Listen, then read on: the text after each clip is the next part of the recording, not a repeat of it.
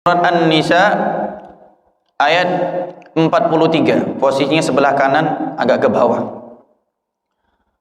Bismillahirrahmanirrahim. Ya ayyuhalladzina amanu la taqrabus salata wa antum sukara hatta ta'lamu ma taquluna wa la junuban illa 'abiri sabilin hatta taghtasilu. Hadirin Bapak Ibu yang dirahmati Allah, ayat ini itu turun karena pada saat itu, ini ceritanya Pak, khomer itu bagi orang Arab mungkin lebih dari kopi bagi orang Pekanbaru, lebih dari sebuah kopi. Orang Arab nggak bisa meninggalkan khomer, sudah turun-temurun minumnya minum khamr, nggak bisa, sulit untuk ditinggalkan.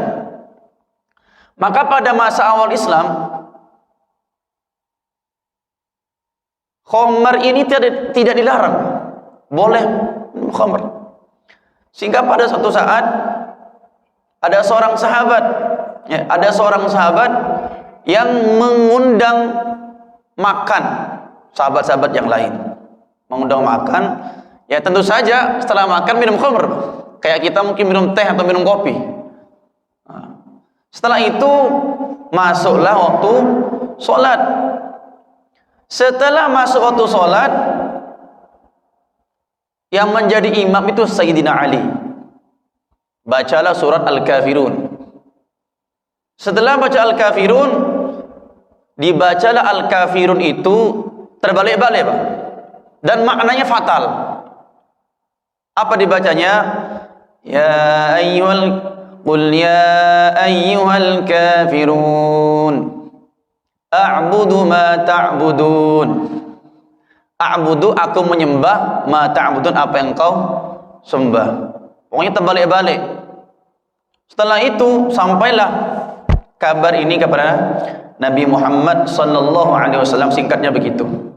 Setelah itu turunlah ayat, ya ayyuhalladzina amanu la taqrabus salata wa antum sukara. Jangan engkau dekati salat sedangkan kalian sedang dalam keadaan mabuk. Berarti boleh mabuk tapi jangan dekat-dekat salat. Nah, begitu.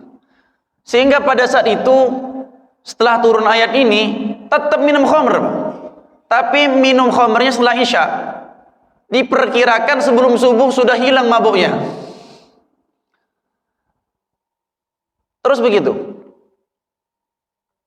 Setelah itu lama kemudian, akhirnya setelah diharamkan sedikit demi sedikit, diharamkan secara total dalam surah Al-Maidah.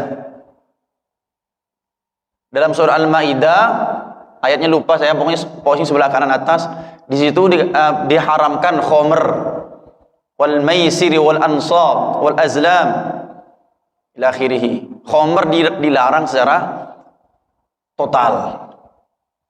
Hikmah yang bisa kita ambil daripada itu adalah Nabi Muhammad itu tidak langsung mengharamkan khamr secara mutlak. Pertama hanya dibilang yas'alunaka 'al khamri wal maisir qul fihima ithmun kabir wa naf'uhuma wa ithmuhuma akbaru min naf'ihima. Pertama hanya dibilang bahwa khamr itu juga ada manfaatnya, juga ada madaratnya, tapi dosanya, madaratnya itu lebih banyak. Jadi hikmah yang bisa kita ambil adalah bahwa ketika suatu budaya itu sudah mengakar, itu nggak bisa langsung dirubah secara total, sedikit demi sedikit. Seperti Nabi Muhammad ketika mau mengharamkan khamr, sedikit demi sedikit, tadarruj kata para ulama bahasanya, step by step, begitu. Nah, la taqrabus sholata, ini apa maksud jangan mendekati sholat? Ini ada perbedaan pendapat ulama. Menurut satu pendapat, la taqrabus sholata, kalau sedang mabuk jangan sholat. Menurut pendapatnya lain, la taqrabu sholat ini maksudnya la taqrabu mawadhi'as sholat, jangan mendekati masjid. Maksudnya kalau sedang junub jangan juga mendekati masjid. Hatta ta'lamu ma taquluna wa la jubil la'abiri sabil hatta taghtasilu. Dan juga kalau sedang dalam keadaan junub ataupun ya sedang junub jangan mendekati masjid, artinya jangan sampai masuk masjid sampai itu kalian itu mandi. Nah, bagaimana kalau ada orang junub atau ada orang haid masuk masjid? Nah, ini dalam mazhab Syafi'i dilarang. Jadi ibu-ibu, ini dalam mazhab Syafi'i, kalau sedang berhalangan atau siapapun bapak-bapak yang sedang junub itu tidak boleh masuk masjid atau tidak boleh berdiam di masjid, kecuali hanya lewat, abir sabil, hanya lewat.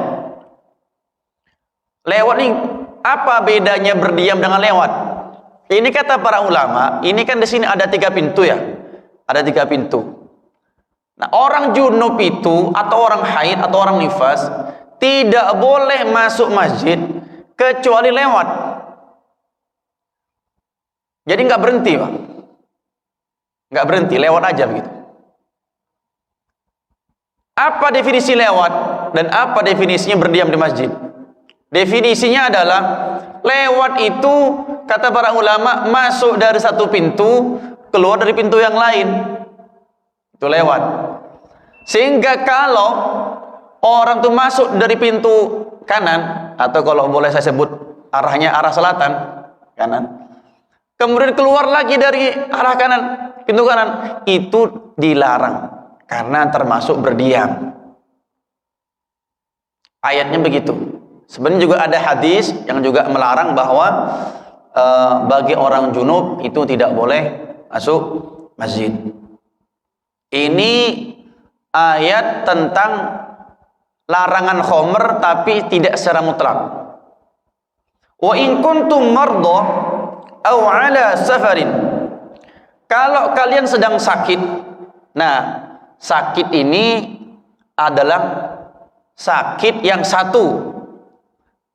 Sakit yang sekiranya kalau orang itu bersentuhan dengan air, maka orang ini akan tambah parah sakitnya, bahkan sampai kepada kematian. Kemudian di bawah itu adalah sakit yang apabila orang itu bersentuhan dengan air, maka sakitnya lama sembuhnya. Ini kalau nyentuh air, maka nanti luka, misalkan luka atau apa ya. Kalau bersentuhan dengan air, kata dokter, ini akan tambah parah atau ini akan lama sembuhnya. Enggak tambah parah tapi lama sembuhnya. Kemudian aw ala safarin, atau sedang di musafir terus kemudian tidak menemukan air. Aw jaa ahadum minkum minal ghaiti, atau datang dari WC, dari kamar mandi, maksudnya qadil hajah. Aw lamastumun nisa, atau lamastumun nisa. Apa yang dimaksud dengan lamastumun nisa? Atau kalian menyentuh perempuan. Ini ada 3 pendapat. Pendapat pertama yaitu pendapatnya Imam Abu Hanifah. Jadi aula mastumun nisa saja ini menjadi 3 pendapat, Pak, dalam menentukan hukum. Masya Allah, itu ulama. La mastumun nisa ini kata Imam Abu Hanifah maknanya atau kalian sudah atau bersetubuh dengan istrinya. Bersetubuh dengan istri. Saya selesaikan dulu. Falam tajidu ma'an, lalu kalian tidak menemukan air, fatayammamu, maka tayammumlah kalian su'idan thayyiban, dengan debu yang suci.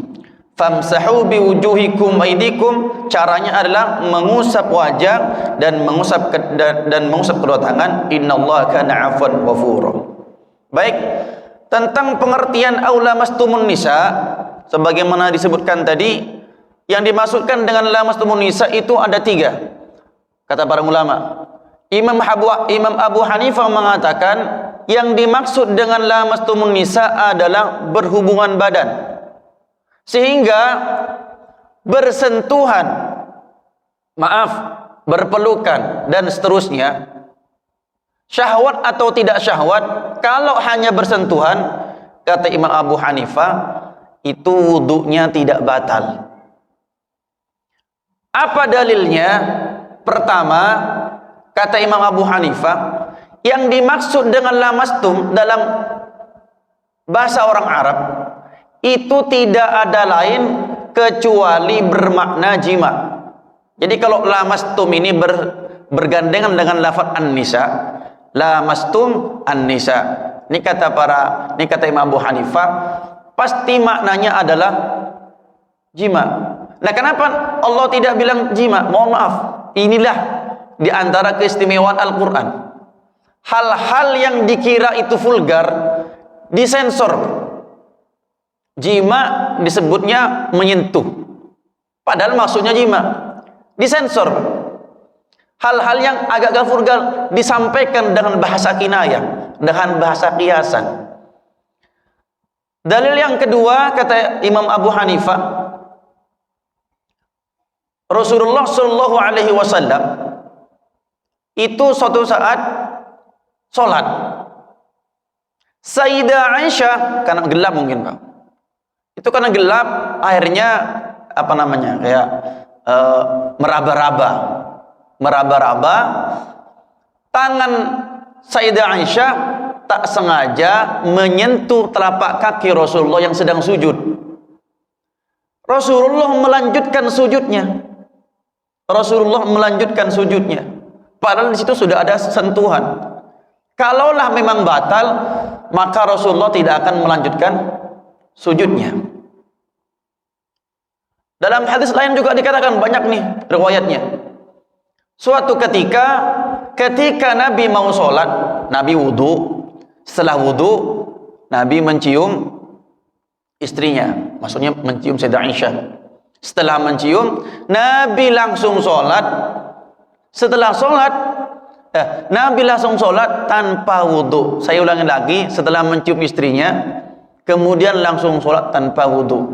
Mungkin nanti dikatakan, itu mungkin yang dicium mungkin keningnya, atau mungkin ada penghalangnya. Oke, tapi riwayat yang pertama barusan jelas, tangan Sayyidah Aisyah langsung bersentuhan dengan telapak kaki Rasulullah. Dan itu Rasulullah sedang dalam keadaan sujud, lanjut sholatnya. Baik, pendapat kedua itu pendapatnya Imam Malik bin Anas. Jadi yang dimaksud dengan lamastumun nisa, kata beliau, memang menyentuh, bersentuhan. Bapak Ibu sekalian,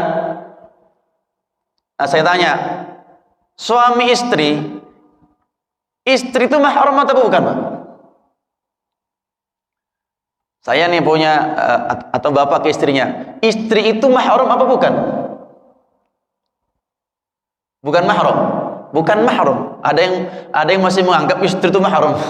Mahram. Nah, itu bukan mahram, ini mahram saya. Padahal istri jelas bukan mahram. Kenapa? Mahram itu artinya orang yang haram dinikahi. Istri kan boleh dinikahi, bahkan memang sudah jadi istrinya, berarti bukan mahram. Mahram itu siapa? Mahram itu dalam surah An-Nisa dikatakan bahwa mahram itu hurimat alaikum ummahatukum, ibu kandung, anak perempuan, keponakan, bibi, nenek, cucu dan seterusnya. Itu mahram. Nah, bersentuhan dengan lawan jenis, termasuk bersentuhan dengan istri, itu kan bukan mahram, maka itu batal wudunya. Tapi kata Imam Malik, tak batal kalau tak syahwat, Pak. Contoh tak syahwat nggak sengaja, Pak. Makanya kalau di Mekah itu, karena sudah itu ya, sudah orang banyak kan, kadang mungkin nggak sengaja tersentuh. Kira-kira kalau nggak sengaja itu syahwat apa tidak? Apalagi sama-sama tua.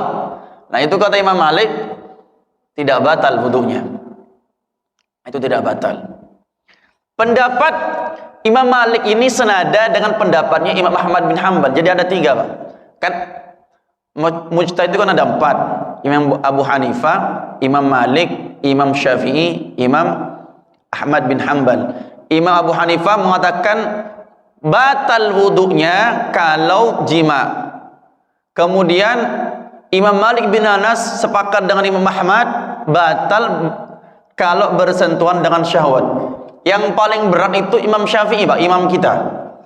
Syahwat tak syahwat, sengaja tak sengaja bersentuhan dengan lawan jenis meskipun dengan nenek-nenek, itu batal wudunya. Ini persoalan batal atau tidak batalnya wudu, bukan membahas haram tak haramnya.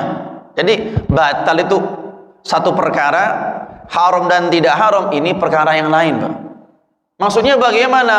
Bisa jadi orang itu bersentuhan, wudunya batal tapi tak haram. Contohnya siapa?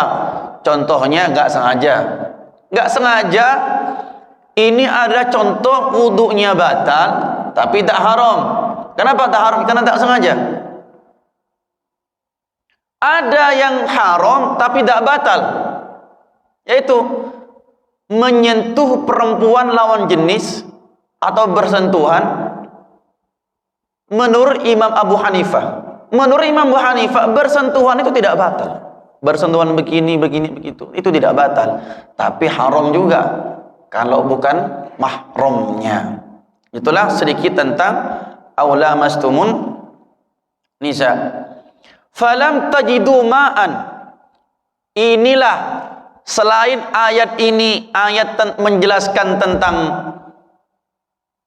haramnya mendekati solat dalam keadaan mabuk, juga ini ayat dijadikan dalilnya tayammum. Dalilnya tayammum. Kalau kalian tidak menemukan air, yang dimaksud dengan tidak menemukan air ini maksudnya bukan tidak ada air sama sekali, Pak. Ada air tapi dipakai buat minum, pakai buat yang lain yang sangat penting. Minum atau apa, minumnya ternak itu juga dianggap tidak punya air, nggak ada air. Atau ada air tapi sakit, maka wajib bertayammum. Ini kalau masalah tidak ada air, saya rasa kalau zaman sekarang sudah tidak ada nih. Di Indonesia ini sudah langka, insya Allah air itu sudah makmur di Indonesia secara umum. Tapi kalau masalah sakit, Pak, sakit, entah ya, kalau orang di rumah sakit masih ada nggak yang mau tayammum? Kalau misalkan sakit maksudnya apa? Misalkan di infus, yang kata dokter nggak boleh dicopot, tentu saja kan dia tidak bisa wudu, tayammum pun juga nggak bisa. Atau orang yang luka kemudian diperban, orang luka kemudian diperban, ini kan tetap wajib sholat, wajib wudhu juga. Nah, kalau orang tangannya luka dikasih, jangan jauh-jauh perban yang besar, Hansaplast, Pak. Tapi kalau Hansaplast ini nanti kan lukanya biasanya kan luka yang tidak parah. Anggap saja lukanya parah tapi kasih Hansaplast, sehingga kalau dicopot nanti tambah parah lukanya. Pakai Hansaplast. Ini wudunya tidak sempurna. Wudunya tidak Karena wudunya tidak sempurna, maka harus disempurnakan dengan tayammum. Caranya wudu, basuh wajah. Setelah itu basuh tangan. Sebelah mana lukanya? Misalkan sebelah sini. Maka sebelah sininya kan tidak ada area yang tidak kena air, itu disempurnakan dengan tayammum. Kemudian setelah itu dia tayammum dulu. Setelah tayammum, kemudian dia melanjutkan wudunya. Itu diantara cara. Cuman, Pak, agak ribet, Pak. Dalam mazhab Syafi'i kalau orang itu pakai perban, Pak, kalau di tangan atau di wajahnya itu ada perban, itu agak ribet, Pak. Barangkali itu harus buka tanya jawab. Ya, intinya kalau orang tuh di wajahnya atau di tangannya atau di anggota wudhu yang lain itu ada anggota ada perban, maka itu harus wudhunya harus disempurnakan dengan tayammum. Tayammum itu bagaimana? Tayammum itu anggotanya ada dua anggota tayammum. Pertama wajah, yang kedua tangan. Menggunakan debu. Debu ini nggak mesti debu, Pak. Yang penting dari tanah, Pak. Maaf, misalkan campur kayak nggak harus debu, ya tanah ya. Tanah atau mungkin tanah uruk juga bisa. Asalkan di situ debunya halus. Sekiranya kalau kita gini kan nempel, kemudian halus ada butiran-butiran kecilnya itu namanya gubar. Jadi nggak boleh pakai sembarang alat untuk dijadikan tayamum. Dengan abu itu juga nggak boleh, ya. Kemudian tayamum ini bukan hanya menggantikan wudhu. Tayamum ini juga bisa menggantikan mandi besar, Pak. Misalkan ada orang junub, kemudian dia sakit tidak boleh nyentuh air, atau tidak boleh mandi. Sedangkan dia sholat bisa, Pak. Maka bagaimana cara dia sholat? Sholatnya adalah dengan cara tayammum. Misal nih, saya nggak bisa ngebayang kayak gimana ceritanya. Pokoknya ada orang junub atau selesai haid kan wajib mandi. Kalau dia sakit tak bisa nyentuh air karena mungkin dilarang sama dokter, bisa dengan tayammum. Bisa diganti. Maaf, saya tanya sampai jam berapa kajiannya? Syuruk ini 15 lagi. Baik. 15 menit lagi. Begitu. Sekali lagi, jadi tayammum itu bukan hanya menjadi penggantinya wudu, tapi juga menjadi penggantinya mandi. Gitu. Nah, ini ayat yang turun menjelaskan atau menjadi dalil satu, larangan mendekati sholat. Kemudian hal-hal yang menjadi pembatalnya wudu, lamastum ila akhirih, dan juga menjadi dalil tentang disyariatkannya tayammum. Kemudian di dalam surat Al-Maidah, ya, itu ada yang namanya surat tentang dalilnya wudu. Dalilnya wudu, yaitu surat Al-Maidah ayat 6 yang berbunyi, ya ayyuhalladzina amanu idza qumtum ilas salati faghsilu wujuhakum wa aydiyakum ilal marafiqi wamsahu bi ru'usikum wa arjulakum ilal ka'bain. Ya. Tadi dalam ayat itu Allah berfirman faghsilu wujuhakum wa aydiyakum, usaplah wajah kalian dan tangan kalian. Tangan, Pak. Dalam ayat wudu Allah berfirman faghsilu wujuhakum wa aydiyakum ilal marafiqi, Pak. Kalau tayammum cuma tangan saja. Kalau wudu sampai ilal marafiqi. Maka kemudian ulama sepakat bahwa kalau wudu harus sampai ke siku. Tapi kalau tayammum ada juga yang berpendapat sampai telapak tangan, Pak. Karena dalam firman Allah, faghsilu wujuhakum wa aydiyakum. Tayammum sampai sini aja. Cuma dalam mazhab Syafi'i, Imam Syafi'i tetap mengatakan tayammum itu harus sampai siku, disamakan dengan wudu. Ini saya sedikit jelaskan wudu yang paling minimal. Karena waktu itu ada sempat viral, ada ustadz nasional juga yang kemudian jadi olok-olokan, tapi saya tidak ikut mengolok-olok. Ketika ditanya tentang fardu wudu atau rukun wudu, dijawabnya dua. Kalau nggak salah wajah apa ya, wajah sama kaki apa wajah sama tangan, lupa saya. Pokoknya beliau tuh bilang fardu wudu tuh beliau jawab gini, setahu saya fardu wudu tuh ada 2. Nah, itu ayatnya dalilnya ada di surat Al-Maidah ayat 6. Yang paling minimal itu mazhab Imam Abu Hanifah, lagi-lagi mazhab Abu Hanifah paling mudah, Pak. Ada 4. Sehingga kalau ada orang wudu, orang awam wudu, 4 ini sudah tertunaikan, maka sudah sah wudunya. Kalau menurut mazhab Syafi'i ada 6, Imam Malik ada 7. Oke, karena kata para ulama, kalau orang awam itu beribadah, Pak, menurut mazhab Syafi'i nggak benar, salah. Ada orang awam beribadah, menurut mazhab kita Imam Syafi'i itu nggak benar. Asalkan masih ada ulama yang membenarkan, tetap sah. Namanya orang awam. Emang orang awam ngerti mazhab-mazhab. Cobalah tanya sama orang yang tak pernah mondok, tak pernah ikut kajian, sama tukang beca atau siapa, Pak, mazhab apa? Kira-kira jawab apa dia? Mungkin ibu-ibu yang nggak pernah ikut ngaji, Bu, ibu ikut mazhab siapa? Mungkin jawab mazhab itu apa ya? Atau tanya ke pelosok-pelosok. Mana mungkin kita akan mengatakan itu wudunya nggak sah, itu sholatnya nggak sah kalau menurut mazhab Syafi'i begini. Sejak kapan dia ikut mazhab Syafi'i? Dia tidak pernah ikut mazhab Syafi'i karena dia hanya ikut yang dia tahu, ikut gurunya. Nah, sehingga kesimpulannya kata para ulama, al-'ami la madhabalah.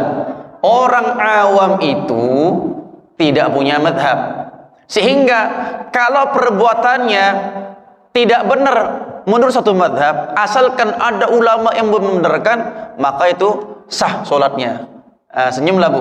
Jadi kalau ibu punya salat dulu, wuduknya atau sholatnya atau masang mukenaknya, tapi ternyata masih ada yang pendapat yang membenarkan, itu benar, sah. Termasuk juga pakai mukena. Dalam mazhab Syafi'i pakai mukena ini agak ribet.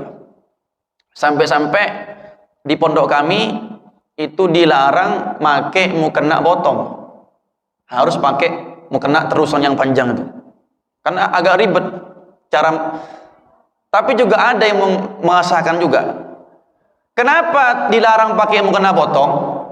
Karena rentan terbuka auratnya ketika mengangkat tangan. Nah, itu makanya dilarang. Cuman bagaimana dengan, kadang juga saya lihat rambutnya kelihatan, Pak. Rambutnya kelihatan, kadang ini kelihatan, apalagi anak kecil kalau sholat itu sampai sini ya, padahal ini kan harus ditutup harusnya. Sampai sininya, coba di TV kalau sholat, ini nampak semua kan. Tapi tadi saya di sini lihat sampai sini, ibu-ibu. Alhamdulillah, mungkin karena ikut ngaji. Itu menurut mazhab Syafi'i nggak sah, Pak. Karena kalau mazhab Syafi'i harus begini, Pak. Harus gini, karena ini masih wajah. Ini wajah. Kalau wajah, ini yang bukan wajah. Yang bukan wajah harus ditutup. Berarti harus gini. Ketika ngangkat tangan, tidak boleh sedikit pun terbuka.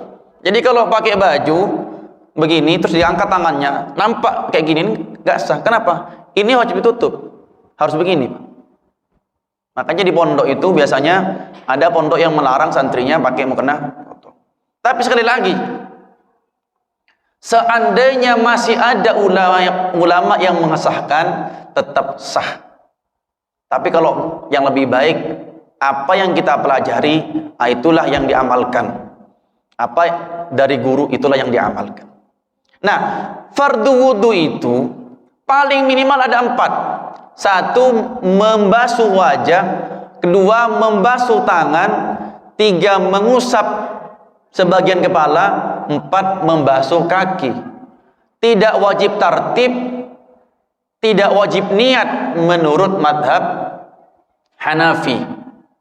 Nah, sehingga mohon maaf, ada sebagian orang yang menganggap yang disebut dengan niat itu ya usolli itu, Pak. Ada sebagian orang yang menganggap niat itu yang nawaitul wudu itu, Pak. Ada sebagian orang yang menganggap niat itu nawaitu sumagodin. Padahal itu bukan niat. itu lafadznya niat. Ada orang kemarin tanya, dia kira niat itu usolli fardhu subhi, nggak ada niat dalam hati dia. Maksudnya dia tuh niat sebelum sholat, sebelum sholat. Ada juga yang dianggap usul itu sudah niat. Mazhab Hanafi itu masalah mandi, masalah wudhu itu tidak wajib niat. Kalau mazhab Syafi'i innamal a'malu binniyat, kalau pengen sah harus niat. Nah, kalau masih ada yang membenarkan, nah itu, ini solusi, Pak. Tapi kalau bisa tetap niat, Pak. Ibu tetap niat. Niatnya dalam hati. Kalau sholat, niatnya itu ketika mengangkat tangan takbir. Jadi kalau kita lihat umat Islam yang bermadzhab Syafi'i itu ngangkat tangannya agak lama, Pak. Allahu Akbar, agak lama. Karena itu sedang niat. Kalau saudara kita yang agak beda dengan kita, enggak, Allahu Akbar. Kenapa saya tahu? Karena saya sering sholat di sana. Nah, di depan pondok saya tuh ada pondok namanya Ta'zimus Sunnah. Ta'zimus Sunnah. Saya sering sholat di situ kalau Jumat karena dekat. Langsung Allahu Akbar.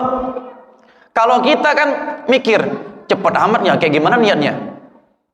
Allah. Kalau kita enggak Allah, karena harus niat dalam hati ketika mengangkat tangan. Begitu. Ya, tidak ada ulama yang mengatakan bahwa fardu wudu kurang dari 4. Tidak ada. Minimal ada 4 sesuai dengan ayat Al-Quran surat Al-Ma'idah ayat 6. Maaf sebelum saya selesaikan, ada tanya jawab? Ada. Oke, mungkin ada pertanyaan sebelum saya selesaikan.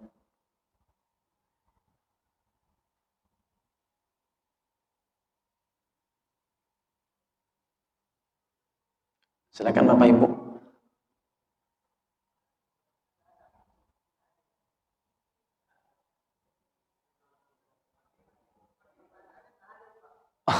Tukang tanya nggak hadir.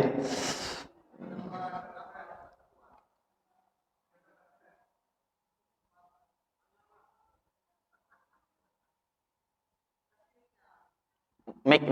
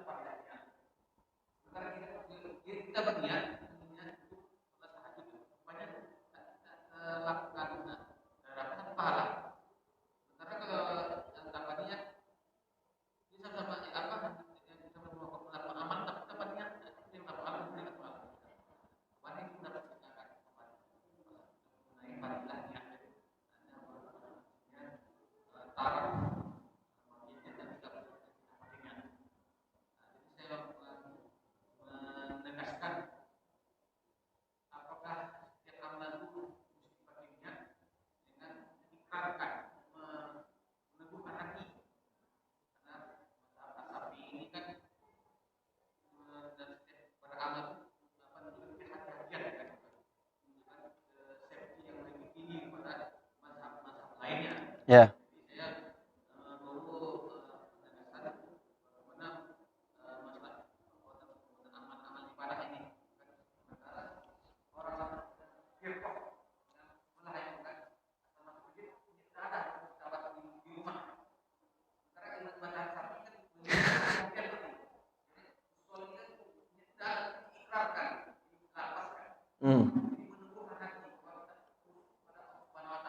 Hmm.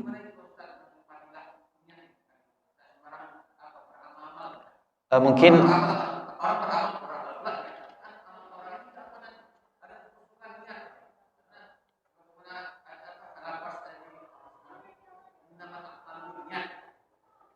ya,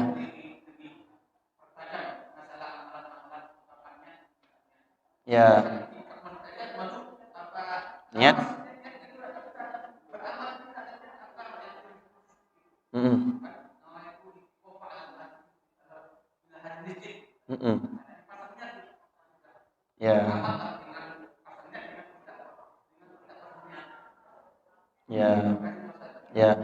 Eh, apa saja yang harus ada niatnya gitu. Itu kan hadisnya itu kan dua tuh. Innamal a'malu binniyat wa innamal likulli imri'in ma nawa. Itu maknanya beda. Kalau innamal a'malu binniyat jangan diterjemahkan segala perbuatan tergantung niatnya, enggak pas. Tapi innamal a'malu binniyat itu terjemahan yang benar adalah keabsahan. Setiap amal itu binniyati membutuhkan niat. Nah, gitu. Keabsahan amal ibadah itu biniat membutuhkan niat. Itu terjemahannya. Wa innama likulli imri'in ma nawa. Setiap perbuatan seseorang itu ma nawa tergantung niatnya. Itu yang tergantung niatnya. Nah, ada perbuatan itu yang harus ada niatnya. Ada yang tak harus ada niatnya. Yang harus ada niatnya sholat, puasa, zakat, haji, iktikaf, mandi besar, ini mazhab Syafi'i, mandi besar, wudhu dan seterusnya. Kalau sholat, kenapa harus niat? Kata para ulama, supaya ada bedanya. Mana sholat sunnah, mana sholat fardu, mana qobliyah, mana ba'diyah, dan seterusnya. Kalau mandi besar atau mandi sunnah, mandi Jumat, sekarang hari Jumat, kenapa mesti niat? Supaya ada pembeda mandi sunnah dengan mandi tak sunnah. Kata para ulama, supaya ada beda antara ibadah dengan adah, ibadah dengan kebiasaan. Duduk di masjid ini beda antara yang niat dengan tak niat. Sama-sama duduk, tapi biar beda harus dengan niat. Harus dengan niat biar beda. Sama-sama duduk, sama-sama tidur. Sholat itu, nah ini agak panjang juga. Ada ibadah yang tak usah, meskipun tak niat itu dapat pahala. Contoh, baca sholawat, berzikir kepada Allah. Jadi kalau baca Quran, jadi meskipun nawaitu qiraatul Quran lillahi ta'ala, meskipun nggak begitu tetap dapat pahala, karena tidak ada baca Quran yang tidak ibadah, tidak ada zikir yang tidak ibadah. Berbeda dengan adat. Adat itu mandi, Pak. Mandi itu kan ada mandi adat, ada yang enggak. Masuk masjid enggak mesti karena ibadah. Ada mungkin ke masjid karena lihat jam atau lihat jadwalnya siapa yang ceramah, atau mungkin masuk masjid karena mau masang lampu. Sehingga biar ada bedanya antara adah dengan ibadah. Berarti ibadah-ibadah yang tidak punya keserupaan dengan adah itu tidak usah niat, seperti membaca Quran, berzikir, menghadiri majlis. Tadi sebelum kajian ada nawaitu ta'allum, enggak kan? Itu tetap dapat pahala. Nah, kalau sholat Ustaz, sholat itu kan ibadah, kenapa harus pakai niat? Memang ada sholat yang adat, memang ada gerakan begini yang adat, yang orang tuh punya kebiasaan bergerak begini. Pasti orang Ustaz kalau ngangkat tangan pasti sholat, nggak ada orang ngangkat tangan begini tuh nggak sholat. Iya, meskipun sholat itu tidak ada keserupaan dengan ibadah, dengan adat kita, tapi sholat itu ada tingkatannya.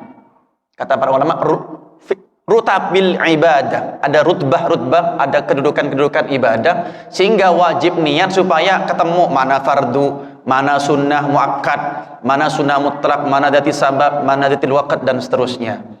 Jadi kalau boleh saya simpulkan begini, ada ibadah yang wajib niat seperti tadi itu yang saya sebutkan. Ada ibadah yang tidak wajib niat. seperti berzikir, baca Quran, menghadiri majlis. Ada suatu kebiasaan yang itu bisa bernilai ibadah, bisa tidak ibadah. Itulah yang tergantung niatnya. Contoh, keluar dari rumah. Keluar dari rumah itu macam-macam. Ada yang ibadah, ada yang bukan ibadah. Yang ibadah, keluar rumah mau ke masjid. Yang tidak ibadah, keluar rumah mau merokok misalkan, keluar rumah mau nelpon dan seterusnya. Maka supaya berpahala, adat-adat yang seperti ini, adat-adat yang memang pada dasarnya itu bukan ibadah, wajib berniat supaya dapat pahala.